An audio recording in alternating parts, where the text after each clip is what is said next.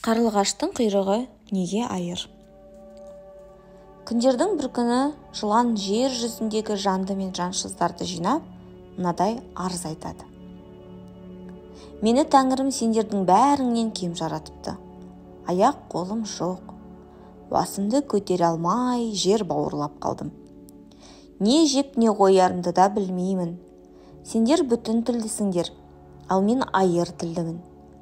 Ойлап отырсам, жанды мен жансыздардың ішіндегі ең сорлысы мен екенмін. Маған ешқайсыңның жәрдем еткілерің келмейді. Сен қасіретті көп тарттың, ондайлар әрдайым әділ келеді. Бізге патша бола аласың деп сөзбен болса да жұбатып кетпейсіңдер, дейді ағыл-тегіл жылап. Жыланның арызын тыңдап болған жанды жансыздардың барлығы оған аяныш білдіріп, өкпесін орынды көреді. Қара қылды қақ жарған, ақ пен қараны ажырата алатын ақ жүрек ақылшымыз болар десіп өздеріне патша етіп сайлайды. Жыл артынан жыл, күн артынан күн өтіп жатады.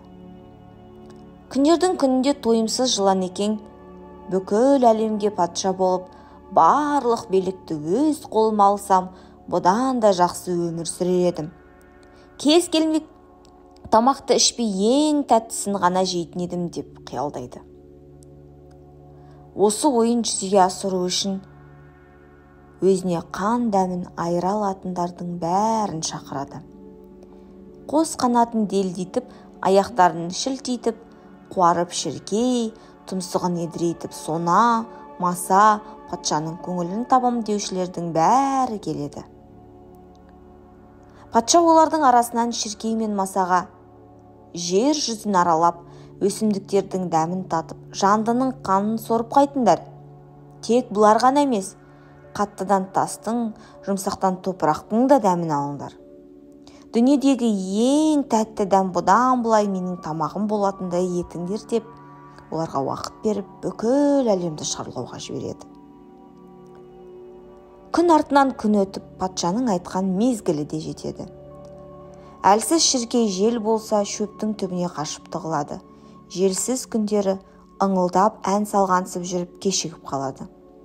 Алмаса өсімдік пен жандылардың ішіндегі қаны тәттісін біледі де, патшасына қарай әуелей ұшып, әндетіп келе жатады. Осы кезде қарлығаш кез болып, «Я, досым, патшамызға дүниедегі ең тәтті тамақты іздеп кетті деп естіп едім, таптың ба?» деп сұрайды. Маса қарлығашты менсінбей, сұрағына жауап бермей, бұрынғыдан да бетер зулай жөнеледі. Түсіндім. Жолың болып іздегеніңді тапқан екенсің, достым. Азаматсың өзің. Сенің ептілігіңді, еш нәрседен тайынбайтын беттілігіңді білгенмін. Осы қасиетіңді енді барлық қанаттыларға айта жүретін боламыз, деп қарлығаш масадан сыр тарта, мадақтай сөйлейді. Бұл мақтауды естіген маса, «Патшамыздың тамағына кімді тапқаны білесің бе?» дейді шаттана лепіріп. Досым маса, мен не білуші едім? Сенен денемнің үлкендігі болмаса ақылым аз емес пе? Сен патшаның ақылшысың. Қане, дөрем, айта қойшы, ардақты патшамыздың тамағына кімді таптың? Бұл сөздерге еліре түскен маса, дүниеде патшамызға лайық ең дәмді ас адамның қаны екен дейді.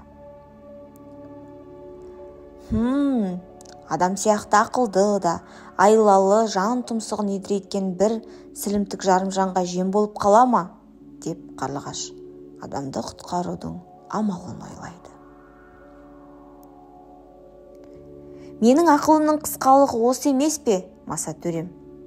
Адамның қаны тәтті дегеніне сенер-сенбесімді білмей келем. Дүниедегі тәтті қанды тауып, дәмін татқанның тіліне алтын мөр түсіп қалады деп шешем көп айтушы еді. Мүмкін болса, тіліңді шығарып, мөріңді көрсетші. Алтын мөрге көз салғанның өзі біз үшін үлкен бір медеу ғой. Мол мақтауға елірген ессіз маса, көрсең көре ғой, байғұс, деп тілін көрсетеді. Қарлығаш шап беріп масаның тілін жұлып алады. Тілінен айырылған маса сөйлей алмай ызыңдаған күйі жыланға ұша жөнеледі. Қош, тілі жұлынды, аузына құм құйылды. Адамның қанының тәттілігін енді қалай түсіндірер екен деген оймен қарлығаш оның артынан ұшады. Маса патшасының алдына барып бірдемелерді айтқысы келіп ұз етіп зар қағады. Бірақ еш нәрсені түсіндіре алмайды. Жылан: мұның тілі аузынан түсіп қалған ба, әлде жынданған ба? Мынаның не деп тұрғанын түсінгендерің бар ма? Деп айналасында тұрғандарға қарайды. Бұл көріністі сырттай бақылап тұрған қарлығаш: мен түсініп тұрмын, патшам, дейді. Қане, түсінсең айтшы, маса маған не деп тұр? Ол ызыңдап, ұшып жүріп бүкіл әлемді араладым. Бірақ неше түрлі өсімдікті өсіріп шығарған топырақтан тәтті еш нәрсені таппадым деп тұр, патшам, дейді қарлығаш. Тілі сөйлеуге жарамаса да, құлағы салмаса мұны естігенде жаны шығып кете жаздайды. Қарлығаштың сөзіне ызаланған маса оған қарай 2-3 рет ұмтылады. Өзінен үлкен қарлығашқа әлі келмейтінін сезген соң жыланның алдына барып жылап жібереді. Масаның бұл күйін көрген жылан: мұның тіліне бір пәле қылған сен екенсің ғой, деп қарлығашқа тап береді. Қарлығаш ұша жөнеледі. Жылан ұша жөнелген соң құйрығынан ғана тістеп үлгереді. Қарлығаштың құйрығы осыдан кейін 2 айрық болып қалған деседі. Міне, содан былай жылан топырақ жалап, маса ызылдап қалады. Қарлығаш жыланнан қорқып, адамды дос тұтады. Ал адам қарлығашты қасиетті құс санайды.